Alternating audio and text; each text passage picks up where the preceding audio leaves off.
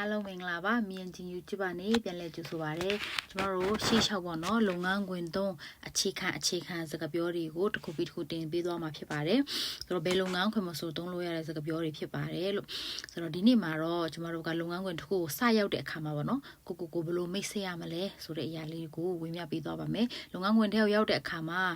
ကုမ္ပဏီတစ်ခုနဲ့တစ်ခုမတူဘူးပေါ့နော်တချို့နေရာတွေကအားလုံးရှိမှမတရားခိုင်းပြီးနှုတ်ဆက်ခိုင်းတာရှိတယ်တချို့ကျတော့အဲ့လိုမရှိဘဲနဲ့တွိုင်းလိုင်းမိတ်ဆက်ခိုင်းတာရှိရပါတော့တကယ်လို့အများရှိမှာ자기 소개를 하다ကိုမိတ်ဆက်တယ်ပေါ့နော်자기 소개해 봐 자기 소개해ကိုမိတ်ဆက်ပါအောင်လို့ပြောတဲ့အခါမှာကျွန်တော်တို့ဘယ်လိုမိတ်ဆက်ရမလဲပေါ့နော်안녕하세요မင်္ဂလာပါ저는 툰툰이라고 합니다ကျွန်တော်ကတော့ထွန်းထွန်းလို့ခေါ်ပါတယ်မို့လို့ရှင်저는 저저라고 합니다ကျွန်တော်ကတော့저저လို့ခေါ်ပါတယ်미얀마에서 왔습니다မြန်မာပြည်ကနေလာတာပါ여러분 모두 만나서 반갑습니다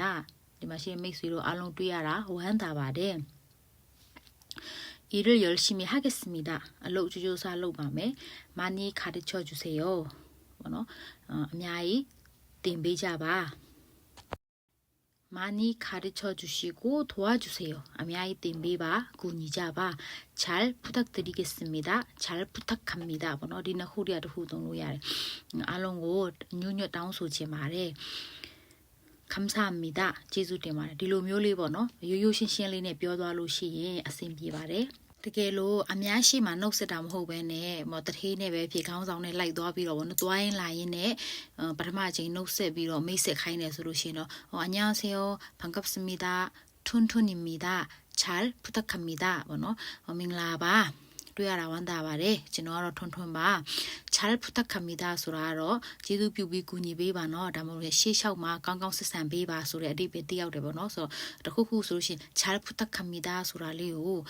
ခဏထည့်ပေးမယ်ဆိုလို့ရှိရင်ဒါတော်တော်လေးကိုသူတို့သုံးနေကြစကားလေးဖြစ်တယ်လို့အကျိုးရှိပါတယ်လို့